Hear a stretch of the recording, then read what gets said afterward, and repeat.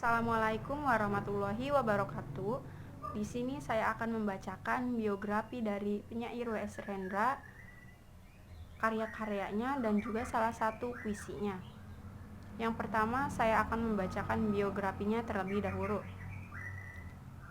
W.S. Rendra, yang bernama asli Dr. Andes Willy Brodrus Surendra Broto Rendra SSMA, lahir di Solo, Hindia Belanda 7 November 1935, meninggal di Depok, Jawa Barat pada tanggal 6 Agustus 2009 pada umur 73 tahun, atau dikenal sebagai W.S. Rendra, adalah sastrawan berkebangsaan Indonesia. Sejak muda, dia menulis puisi, skenario drama, cerpen, dan esai sastra di berbagai media massa. Pernah mengenyam pendidikan di Universitas Gadjah Mada, dan dari perguruan tinggi itu pula dia menerima gelar Doktor Honoris Causa. Penyair yang kerap dijuluki sebagai burung merak, pada tahun 1967 mendirikan bengkel teater di Yogyakarta. Melalui bengkel teater itu, Rendra melahirkan banyak seniman, antara lain Sitok Srengenge, Radar Panca Dahana, Adi Kurdi, dan lain-lain. Ketika kelompok teaternya kocar-kacir karena tekanan politik, ia memindahkan bengkel teater di Depok, Oktober pada tahun 1985. Kehidupan pribadi Rendra adalah anak dari pasangan R. Kiprianus Sugeng Brotoatmojo dan Raden Ayu Katarina Ismadillah. Ayahnya adalah seorang guru bahasa Indonesia dan bahasa Jawa pada sekolah Katolik Solo, di samping sebagai dramawan tradisional, sedangkan ibunya adalah penari serimpi di Keraton Surakarta Hadiningrat. Masa kecil hingga remaja Rendra dihabiskan di kota kelahirannya. Pendidikan yang ditempuh W.S. Rendra antara lain TK Marsudirini Yayasan Kanisius, SD sampai dengan SMA Katolik, SMA Pangudiluhur Santo Yosep Solo, tamat pada tahun 1955. Jurusan Sastra Inggris, Fakultas Sastra dan Kebudayaan Universitas Gadjah Mada, Yogyakarta.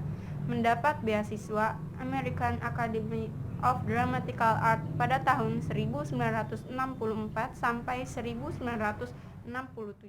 Ada beberapa penghargaan yang diraih oleh W.S. Rendra, yaitu diantaranya penghargaan pertama sayembara penulisan drama dari bagian kesenian Departemen Pendidikan dan Kebudayaan di Yogyakarta pada tahun 1954.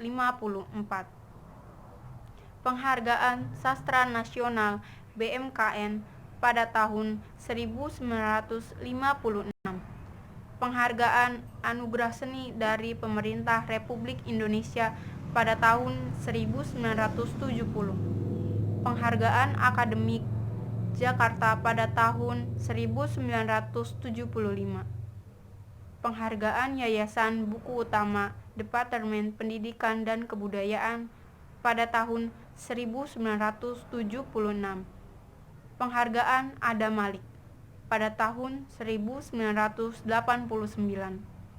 Penghargaan Ahmad Bakri pada tahun 2006 dan penghargaan Desia Red Award pada tahun 1996. Banyak sekali karya-karya dari W.S. Rendra. Dalam bidang drama mempunyai banyak sekali judul, diantaranya yaitu Orang-orang di Tikungan Jalan pada tahun 1954, Bebop Rambaterata Teater Minikata pada tahun 1967, Sekda pada tahun 1977, Selamatan Anak Cucu Sulaiman dimainkan 6 kali, Mastodon dan Burung Kondor pada tahun 1972, Qasidah Barzanji dimainkan 2 kali, Lingkaran Kapur Putih, Panembahan Reso pada tahun 1986, kisah perjuangan suku Naga dimainkan 2 kali. Sholawat Berjanji Sobrat, Antigon terjemahan dari karya Sophocles, dan lain-lainnya. Kumpulan dalam bidang sajak atau puisi. Saya akan membacakan sajak yang berjudul Sebotol Bir, yang menjadi saksi sejarah bagaimana kondisi perekonomian Indonesia pada waktu itu. Sajak Sebotol Bir oleh W.S. Rendra. Menenggak bir sebotol, menatap dunia, dan melihat orang-orang kelaparan, membakar rupa, mencium bumi, dan mendengar derak huru-hara. Hiburan kota besar dalam semalam sama dengan biaya pembangunan 10 desa. Peradaban apakah yang kita pertahankan? Mengapa kita membangun kota metropolitan dan alpa terhadap peradaban di desa? Kenapa pembangunan menjurus kepada penumpukan dan tidak kepada pengedaran? Kota metropolitan di sini tidak tumbuh dari industri, tapi tumbuh dari kebutuhan negara industri asing akan pasaran dan sumber pengadaan bahan alam.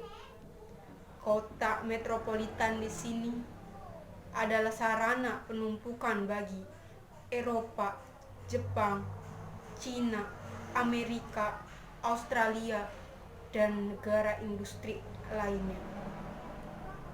Di manakah jalan lalu lintas yang dulu yang menghubung desa-desa dengan desa-desa kini telah terlantarkan menjadi selokan atau kubangan. Jalan lalu lintas masa kini mewarisi pola rencana penjajah tempo dulu, adalah alat penyalur barang-barang asing dari pelabuhan ke kabupaten-kabupaten dan bahan alam dari kabupaten ke pelabuhan. Jalan lalu lintas yang diciptakan khusus tidak untuk petani, tetapi untuk pedagang, perantara, dan cukong-cukong. Kini hanyut di dalam arus peradaban yang tidak kita kuasai, di mana kita hanya mampu berak dan makan, tanpa ada daya untuk menciptakan. Apakah kita akan berhenti sampai di sini? Apakah semua negara yang ingin maju harus menjadi negara industri? Apakah kita bermimpi untuk punya pabrik-pabrik yang tidak berhenti-hentinya menghasilkan, harus senantiasa menghasilkan, dan akhirnya memaksakan negara lain untuk menjadi pasaran barang-barang kita? Apakah pilihan lain industri hanya pariwisata? Apakah pemikiran ekonomi kita hanya menetek pada komunisme dan kapitalisme? Kenapa lingkungan kita sendiri tidak dikira? Apakah kita akan hanyut saja di dalam kekuatan penumpukan yang menyebarkan pencemaran dan penggerogosan terhadap alam di luar dan alam di dalam diri manusia? Kita telah dikuasai satu mimpi untuk menjadi orang lain. Kita telah menjadi asing di tanah leluhur sendiri. Orang-orang desa Blingsata mengejar mimpi dan menghamba ke Jakarta. Orang-orang Jakarta Blingsata mengejar mimpi dan menghamba kepada Jepang, Eropa, atau Amerika. Potret pembangunan dalam puisi Pejambon 23 Juni pada tahun 1977 oleh Mungkin cukup sekian yang bisa saya sampaikan mengenai kehidupan W.S. Rendra mulai dari biografinya, pendidikannya, penghargaan-penghargaan yang didapatnya, dan juga karya-karyanya. Kurang lebihnya mohon maaf. Wabillahi taufiq wal hidayah. Wassalamualaikum warahmatullahi wabarakatuh.